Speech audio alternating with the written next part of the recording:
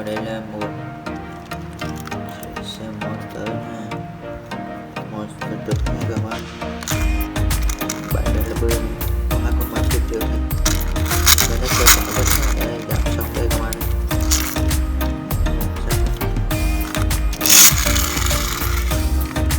Here we go.